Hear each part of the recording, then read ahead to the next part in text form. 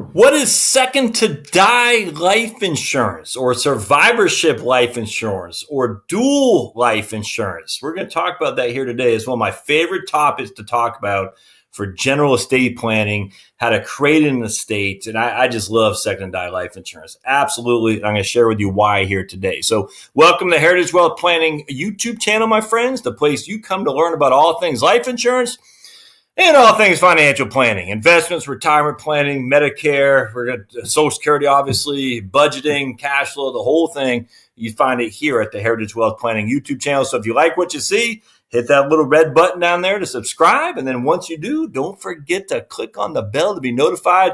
We do now over a video a day because it's just fun. I love it. And I got a lot to talk about here, as I've shared with many people before, my litany of books and just notes I've taken, all kinds of stuff. So come on board. The water is warm. All right. So second to die life insurance. So let me just tell you what it is. All right. So that way you understand. Then we'll go through an example here. Second to die, we got Charlotte and me. Now we have a policy. My wife and I do. We have it through the Knights of Columbus, and I'm not here to debate whether it's the best, but at this stage, I don't care. But what happens is we are both the insured. So I'm a man. I'm 4 years older than my wife. So I'm going to die before she does. When that happens, the life insurance does not pay out. All right. It only pays out at her death. So we don't buy second to die life insurance to cover my surviving spouse because it's not going to pay out until she dies. That's a very, very clear distinction. I remember reading about this about 20 odd years ago, maybe 25 years ago, and the guy was writing in the Wall Street Journal, and I had no clue what he was writing about. He didn't explain it even then about how it pays out. It only pays out on the death of the second insured. And there's a reason for that, which is wonderful, actually, in terms of the cost to you. But just remember, if you are going to provide for your surviving spouse, second to die life insurance is not what you're looking for. You are looking for just simple life insurance, whole life insurance, term life, probably not term, but you just want a insurance based on you as the insured. You die, it pays out. Second to die life insurance, you die, it doesn't pay out. And I'm saying you as me here because I'm going to be the first to go. It only pays out when Charlotte dies. Now, it could pay out to my kids. It could pay out to the church. It could pay out to a myriad bunch of things you want to pay out, and it will pay out upon her death. All right, so that's the way it works. Now, we are not putting this in a trust, all right, just as an FYI. You don't need some fancy trust for this. It's just we own it. It will be included in her estate, not my estate. It'll be included in Charlotte's estate when she dies because she owns the policy. I die, she is still the owner, she's still the insured, and just like any life insurance policy, at her death, it is in her name as part of the overall taxable estate. All right, we're not talking a trust. We don't need that. All right. Now, at some point, maybe you do if the estate tax drops to where it was in 2003 at $675,000. But we're so far removed from that right now. Do not think that second to die life insurance, you need a trust. You just simply do not. All right. So at the end of the day, Charlotte survives me. It doesn't pay out. She still has to keep paying the premium. So we got to make sure she has the cash flow to afford that as well. And that's the second consideration. Not only does she not get the insurance when I die, but the premiums are still going to need to be paid for as well. All right. So because of that, there are two constraints that when it comes to life insurance to create an estate that you got to consider when it comes to second to die. Now, with that said, the benefit of second to die life insurance is it's just cheaper because they're insuring two lives. And you can look at any Vanguard's got a wonderful tool. I have it on here someplace. But anyway, they show you that the likelihood of me surviving, the likelihood of Charlotte surviving, they'll say 25 for me, 30 for her. But for both of us combined, or one of us combined, is 45. If that makes any sense. So 75% chance I'll die before I'm 85. 65% chance Charlotte will die before she's 95 or 85. There's a 30% chance one of us will die before we're 90, if that makes sense. So basically, we have, when you combine the two life expectancies, it's almost like when you live together. When you've taken your household and your wife's household, or my household, my wife's household, or whatever, your spouse's household, $1,000 for you, $1,000 for her, you combine them, you're only spending $1,500. That's kind of the same way life insurance, second eye life insurance works. It costs $1,000 for me, $1,000 for her, but combined it only costs $1,500. because it only pays out at the death of the surviving spouse. And it doesn't have to be marriage, by the way. It could be you and your brother. It doesn't matter.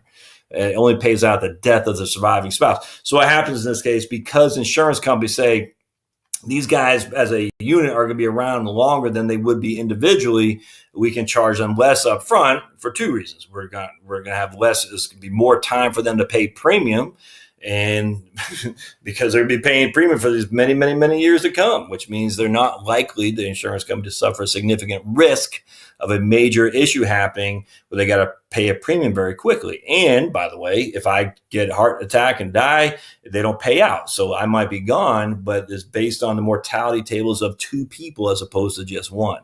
I know it's kind of confusing, but just remember, when you're taking two people, their life expectancy is actually longer than would be 1 + 1.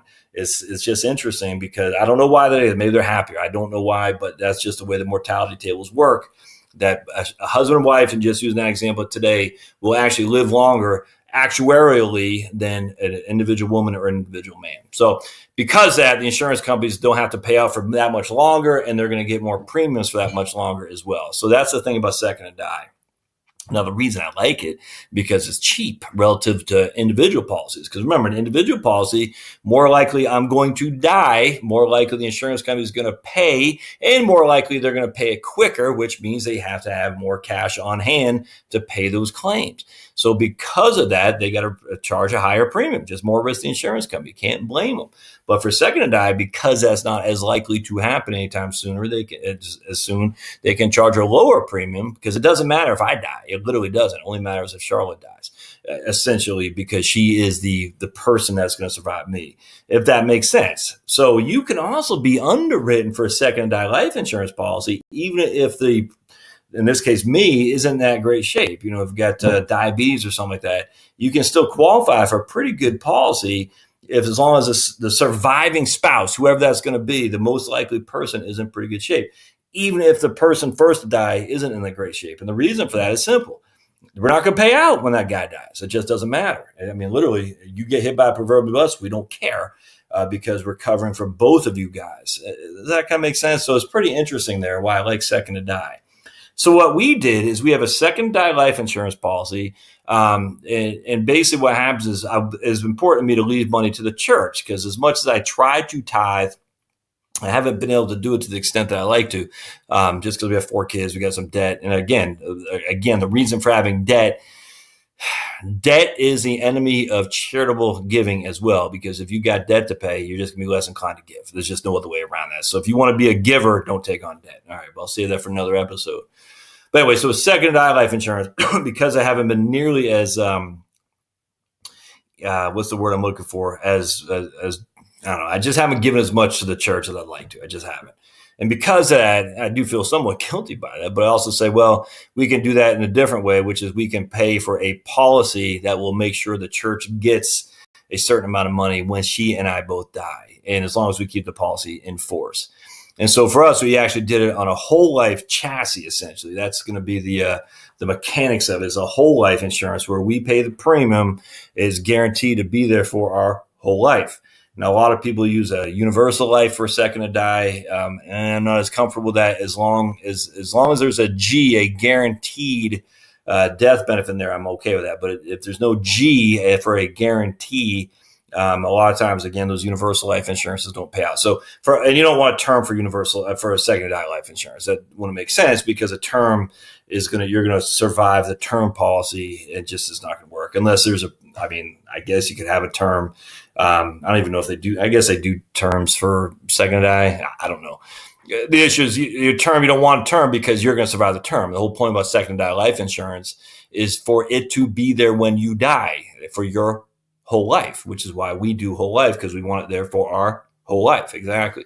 So for us, we say, okay, we're going to pay $250 a month for a $250,000 death benefit. So every month we're putting $250 a month. And if that's not exact sure if that's our numbers or not. So 250 times 12, we're putting $3,000 a year. So now if we do that for 3,000 for 20 years, 3,000 times 20, we'll put in $60,000. If we do that for 40 years, 3,000 times 40, we'll do it for we'll have put $120,000 in there. So I'm 48 now. We've been doing it for 6 years.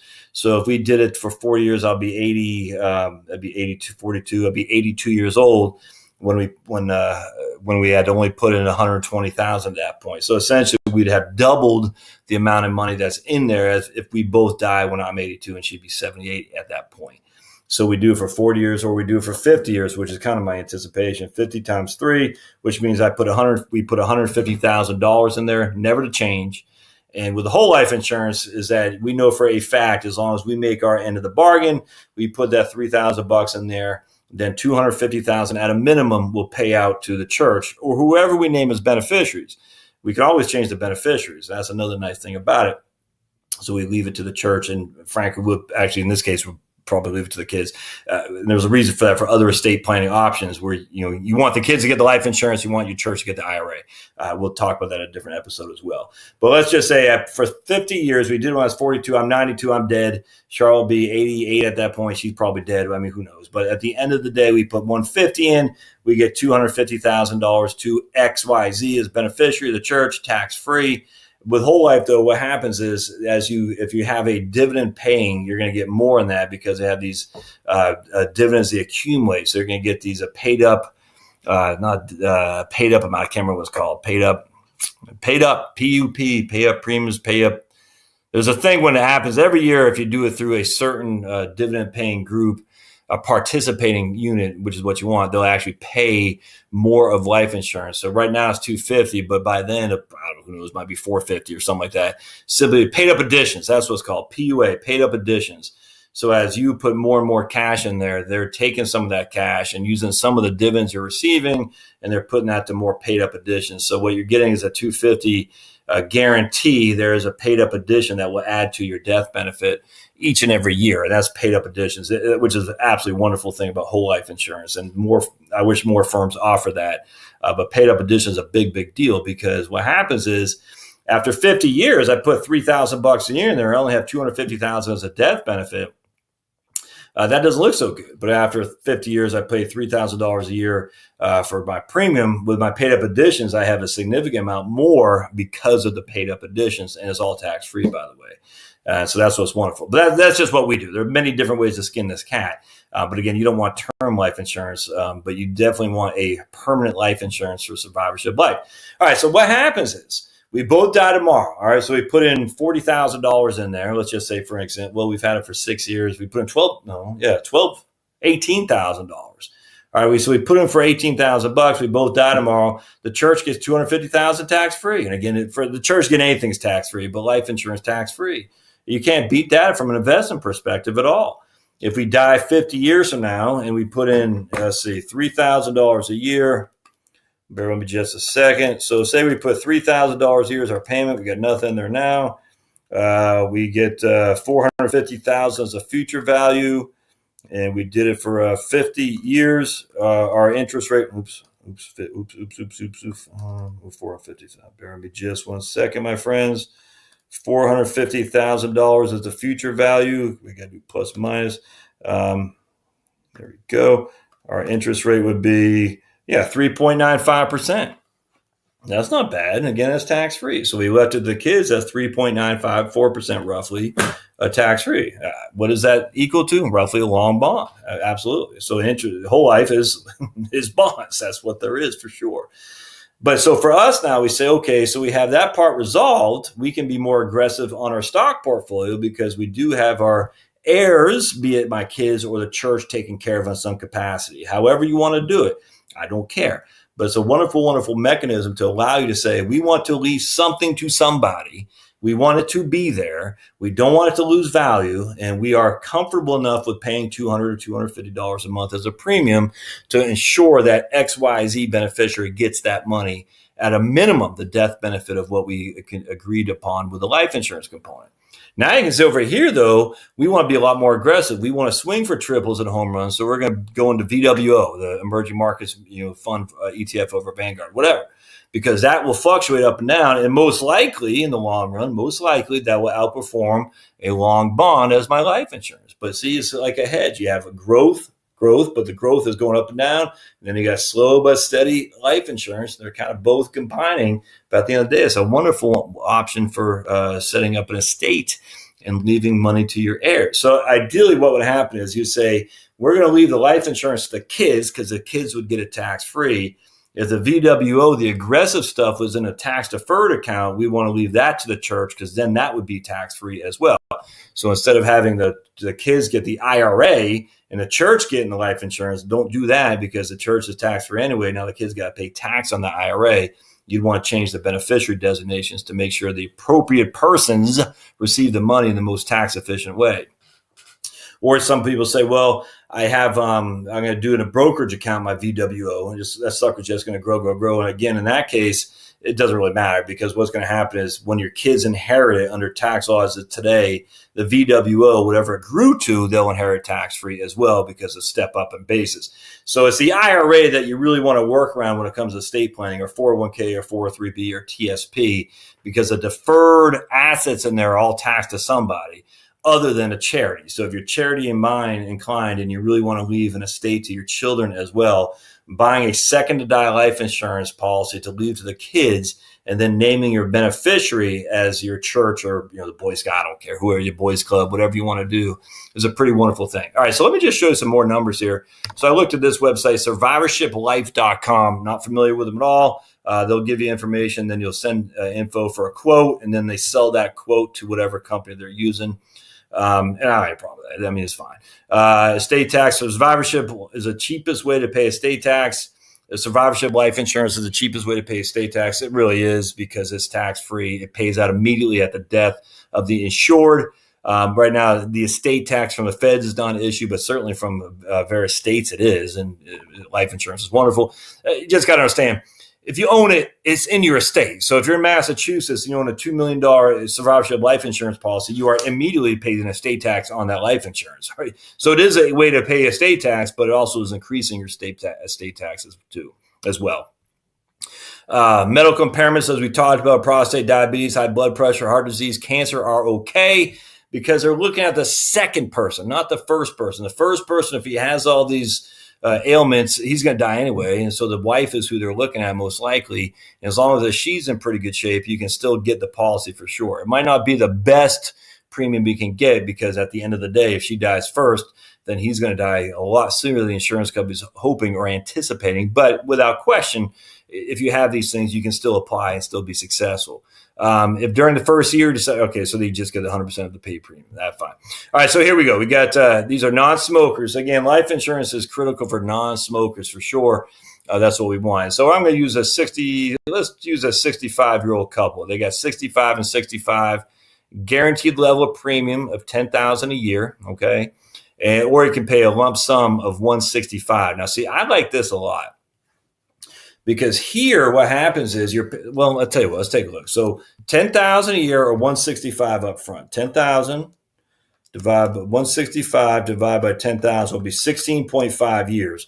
So essentially here, 16.5 years is if we survive 16.5 years, so essentially we'll survive until we're 82, we wish we would have done a lump sum for sure. Simply because we're still paying $10,000 a year. Well, this one's what's called paid up. I'm a huge fan of paid up, huge fan of it.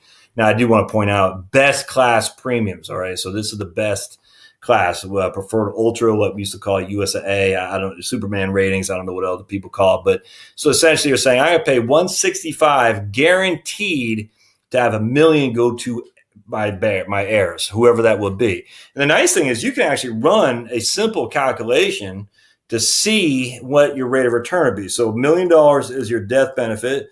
That's a future value. 165 is your payment, no present value. If we 10 years, and if we died in 10 years, we'd have 11.79% internal rate of return. 165 at 11.79% grows to $1 million after 10 years. Which is pretty neat. And that's not even including the fact that's tax-free, by the way. If that's an IRA, you'd have to reduce the taxes from there to get a competitive thing. So if an IRA would be, 14%, you need to get to have the same thing. All right, so now let's say it's 20 years. We're going to say 20 years. You'd get there we go. your rate of return. I screwed that up. Bear with me just a sec. What am I doing? I screwed up. All right, hold on just a second. Let me get out of here. All right, so it's 20 years. We got $1 million is our future value. We have 165,000 is our payment. Oops, 165. Bear with me just a second, my friends. Zero payment. We got 20 years. What's our 9.42? So after 20 years, you're 165,000. Oops, zero payment. I'm just 9.42. Yeah. So after 20 years, your $165,000 is growing to $1 million. That's what your heirs would get tax free, and that's 9.42 is your rate of return. So now let's go to 30 years, and it's 6.19. So I mean, you can't beat that, and that's guaranteed as long as the insurance company stays solvent. You're getting 6.19. Let's just say 6.2 tax free. So if you're in a taxable bracket of 25%, minus 2.5, you need to get times 1.2. You need to get 7.44 just to match this right here if you're in a 20% tax bracket. That's pretty stellar, in my opinion, if what we're trying to do is solve for estate planning. Leaving money to an heir, leaving money to a kid. I love second die life insurance. I think it's that and the Roth IRA, the two most underutilized things there are. And remember, it's tax free, and you just dump that sucker in, and you're golden. I mean, you don't have to worry about it again. So, guaranteed by $1 billion, highest rated insurance companies, best class premiums based on current assumptions to age 100. Some of these, what happens with some of these policies, and I don't like that, but I don't think they do it that much anymore. But once you hit 100, they'll pay you out whatever cash value is in there. I'm not a big fan of that. So we'd want to make sure that that does not happen. So when you're dealing with a life insurance component company, you want to say, hey, what happens if I live beyond your assumptions at 100? USA would make the assumptions to 120 because they were coming up where people were living to 95, which is what we used to use, or they used to use, and then they'd have to pay out a check that was taxable as ordinary income. Ooh, bad. Anyway, so that's a thing on second to die life insurance. I don't know who's got Jerry Orifice is his name. Okay, I hate to laugh at a guy's name. My name's Scanlon. So people say, Scandal, you're scandalous with my money, are you? And that's I got to chuckle at that. So I hate that laugh. I just find it interesting. People's different names. But I think you should look at if estate planning is on your mind, you should look at life insurance, a second to die life insurance, and particularly in the carriers that provide. And if you want to talk about it, by all means, just leave comments down there. Email me at josh@heritagewealthplanning.com. I love talking about second to die. I think it's just a wonderful way for just middle-class people to establish an estate for giving money to the church, or at least making sure that they're dealing with the tax consequences that are built up in your 401k. Hope this helps. If you like the content, as always, don't forget to subscribe down below, my friends. Once you subscribe, hit the bell to be notified for future content, because we do a ton of content here at Heritage Wealth Planning YouTube channel. The blog is heritagewealthplanning.com, heritagewealthplanning.com. And thumbs up and comments are always helpful. And if you like it too, share the video. For heaven's sake, share it with people you know. I tell you, that helps me as well with YouTube's algorithm overseers to see who is enjoying the content and whether or not they should provide it to other people. So share the video, and we'll see you next time. Thanks, guys.